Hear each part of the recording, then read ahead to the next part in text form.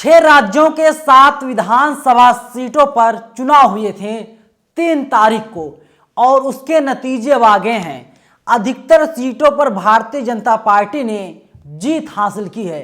जो seat RJD के कब्जे में थी, यानी वहां से पहले आरजेडी का विधायक था, उस सीट को भारतीय जनता पार्टी ने कब्जा कर लिया, यानी भारतीय जनता पार्टी ने उस सीट से जीत हासिल की है। आज हम बात करेंगे भारतीय जनता पार्टी की जो जीत है उसके मायने क्या है और बी पार्टी बीजेपी की कौन है जो भारतीय जनता पार्टी को फायदा पहुंचा रही है। नमस्कार, मेरा नाम है नवीन कुमार नंदन और आप देख रहे हैं इंडिया इंटरनेशनल न्यूज। सोचिए, 3 तारीख को चुनाव हुए थे और कल 6 तारीख को नतीजे आ गए। 3 नवंबर को उपचुनाव हुए थे और कल 6 नवंबर को नतीजे आ गए। अमर उजाला लिख रहा है, हेडलाइन पर गौर कीजिएगा, बाईपोल रिजल्ट 2022, बिहार के गोपालगंज में बीजेपी, मोकामा में आरजेडी जीती, यूपी हरियाणा ओडिशा में भगवा पार्टी विजयी। बीजेपी नहीं, भगवा पार्टी, और इसी में सब कुछ छिपा हुआ है। भगवा में पूरे देश को बनाने की कोशिश लगातार भारतीय जनता पार्टी के द्वारा किया जा रहा है। आप नरेंद्र मोदी में लाख बुराइयां खोज लीजिए, लेकिन एक बात है, जो भारतीय जनता पार्टी है और देश के प्रधानमंत्री नरेंद्र मोदी, ये लोग लगातार चुनाव जीतने के लिए जी तोड़ मेहनत करते हैं। अभी एक ऑडियो भी सामने आया जिसमें देश के प्रधानमंत्री नरेंद्र मोदी भारतीय जनता पार्टी के बागी नेता से बात कर रहे हैं और नरेंद्र मोदी ने खुद फोन किया था और नरेंद्र मोदी ये कहते हुए उसमें सुनाई दे रहे हैं, तुम चुनाव ना लड़ो, तुम भारतीय जनता पार्टी के प्रत्याशी का समर्थन करो और तमाम शर्तें हैं, उन शर्तों को प्रधानमंत्री नरेंद्र मोदी मान रहे हैं। सोचिए, बीजेपी का सर्वे सर्वा और देश का सर्वे सर्वा प्रधानमंत्री नरेंद्र मोदी जी है ना। नरेंद्र मोदी हर एक सीट पर कितनी गहरी नजर, कितनी गहरी पैठ बनाने की कोशिश कर रहे हैं। एक भी सीट भारतीय जनता पार्टी की मुट्ठी से ना फिसलने पाए, ना निकलने पाए, भारतीय जनता पार्टी को पता है। लेकिन वहीं दूसरी जानकारी दे दूं, अखिलेश यादव को बहुत बड़ा झटका लगा है। झटका मैं इसलिए कह रहा हूं, उत्तर प्रदेश के लखीमपुर खीरी जिले के गोला सीट पर उपचुनाव हुए, उसके नतीजे आ गए और वहां पर अमन गिरी को जीत मिली है, जो भारतीय जनता पार्टी की तरफ प्रत्याशी थे। मुलायम सिंह यादव अब हमारे बीच नहीं रहे हैं और अखिलेश यादव के लिए माना जा रहा था ये अग्नि परीक्षा है, क्योंकि मुलायम सिंह यादव के मरने के बाद पहला चुनाव हो रहा है और समाजवादी पार्टी के प्रत्याशी हार चुके हैं, करारी हार का सामना करना पड़ा है। सोचिए, भारतीय जनता पार्टी ने महज एक विधानसभा सीट के लिए अपने 40 दिग्गज नेताओं को मैदान उतारा था, जिनमें उत्तर प्रदेश के मुखिया और मुख्यमंत्री योगी आदित्यनाथ भी थे, डिप्टी सीएम केशव प्रसाद मौर्य, ब्रिजेश पाठक, यूपी बीजेपी के प्रदेश अध्यक्ष, इसके साथ ही तमाम और नेता थे जो ग्राउंड जीरो पर उतर के मेहनत कर रहे थे। कांग्रेस और बहुजन समाज पार्टी ने अपने प्रत्याशी घोषित नहीं किए थे, लेकिन सोचिए, भारतीय जनता पार्टी की लहर अभी भी चल रही है। ये कहना बिल्कुल भी गलत नहीं होगा, ये बात पूरी तरीके से सही है।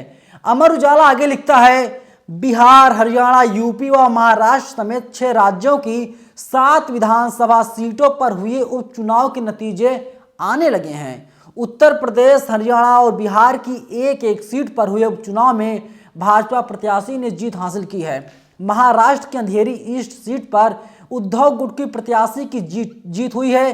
बिहार की मोकामा सीट पर राजद प्रत्याशी ने जीत दर्ज की है। ओडिशा में भाजपा व तेलंगाना में टीआरएस प्रत्याशी आगे चल रहे हैं। काउंटिंग अभी पूरी नहीं हो पाई है और माना जा रहा है टीआरएस वहां पर जीत जाएगी, क्योंकि टीआरएस का वहां पर दबदबा है। वहां पर भारतीय जनता पार्टी की चलती नहीं है, क्योंकि तेलंगाना एक ऐसा राज्य है जहां पर बीजेपी दूर दूर तक नहीं है। इसके बाद भी बीजेपी वहां पर सरकार बनाने की कोशिश करती है, ऑपरेशन लोटस को अंजाम देने की कोशिश की जाती है और एक एक विधायकों की बोली 150-50 करोड़ रुपए लगाई गई थी। खैर वहां की जो सरकार है अपने पुलिस द्वारा गिरफ्तार करवा लिया, तकरीबन 3 से 4 लोग गिरफ्तार हो गए, उनको जेल भेज दिया गया था। लेकिन अभी भी जो परिस्थितियां बन रही हैं, जो माहौल बन रहा है, लग रहा है साल 2024 का जो आम चुनाव होगा,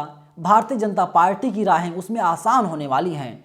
क्योंकि भारतीय जनता पार्टी के लोग मेहनत करते हैं। बहुजन समाज के नेता जो हैं, बहुजन समाज के नेता लग रहा भी सो रहे हैं, ग्राउंड जीरो पर नहीं उतर रहे हैं, मेहनत नहीं कर रहे हैं। इसी की वजह से भारतीय जनता पार्टी जीत रही है। सोचिए, अब मायावती चुनावी मोड में आ गई हैं। मायावती जी कल गई थी हिमाचल में, वहां पर उन्होंने चुनावी सभा को संबोधित किया। वहां पर काफी संख्या में भीड़ इकट्ठा हुई थी। हमारी टीम वहां पर मौजूद है, लगातार वो रिपोर्टिंग कर रही है, एक एक सच्चाई बता रही है। लेकिन वहां पर भी जो माहौल है बदलता हुआ दिखाई दे रहा है। भारतीय जनता पार्टी से लोग नाराज हैं। लेकिन जो राजनीतिक पंडित हैं वे लोग कहते हैं कि नरेंद्र मोदी जहां 2 से 3 रैली हिमाचल में करेंगे, वहां पर भी जो माहौल है बदल सकता है। वैसे भी जो खबरें आ रही हैं, नरेंद्र मोदी जी रैली कर रहे हैं, लेकिन ज़्यादा भीड़ वहां पर इकट्ठा नहीं हो रही है। खैर वो अलग बात है। लेकिन भारतीय जनता पार्टी कुल मिला जुला करके मेहनत करती है, ग्राउंड जीरो पर काम करती है। और बहुजन समाज के नेता, सच यही है, बहुजन समाज के नेता ग्राउंड जीरो पर ज़्यादा मजबूती नहीं दिखाते हैं। जिस दिन बहुजन समाज के नेता, बहुजन समाज के लोग जाग जाएंगे, उसी दिन हमारे देश में चमत्कार हो जाएगा और बहुजन समाज से ही कोई व्यक्ति देश का प्रधानमंत्री होगा। आप सीएम, डिप्टी सीएम की बात ही ना कीजिए। इसलिए आप लोगों को सतर्क रहने की जरूरत है। बीजेपी से एक चीज सीखने वाली बात है, Bharatiya Janata party ground zero पर उतर के काम करती है, लोगों को जागरूक करती है, लोगों को अपने सिद्धांतों को बताती है। देखिए, भारतीय जनता पार्टी अच्छा काम कर रही है। और वही जो तमाम पार्टियां, मैं किसी पार्टी का नाम नहीं लूंगा, लगता है वे लोग अभी सो रहे हैं। वक्त है, जाग जाइए, तभी हमारे देश का भला हो पाएगा। सोचिए, 7 सीटों पर चुनाव हुआ था, तकरीबन 3 सीटों पर भारतीय जनता पार्टी की जीत हुई है और 4 सीटें ऐसी हैं अलग अलग पार्टियों ने उन पर जीत हासिल की है। ये अच्छी बात नहीं है, ये दुर्भाग्य है आप लोगों का, ये दुर्भाग्य है देश की जनता का। क्योंकि आपको पता है भारतीय जनता पार्टी महंगाई, भूख, भ्रष्टाचार पर बात नहीं करती। बहुजन समाज के नेता बात करते हैं, लेकिन एक एक सीट जीत रहे हैं। अकेले भारतीय जनता पार्टी 50% पर कब्जा जमा रही है। और बहुजन समाज के लोग क्या कर रहे हैं सबके सामने है। आप लोगों की क्या प्रतिक्रिया है? ये जो मेरा एनालिसिस है सही है गलत है, आप लोग अपनी राय जरूर कमेंट बॉक्स में बताइएगा। शुक्रिया।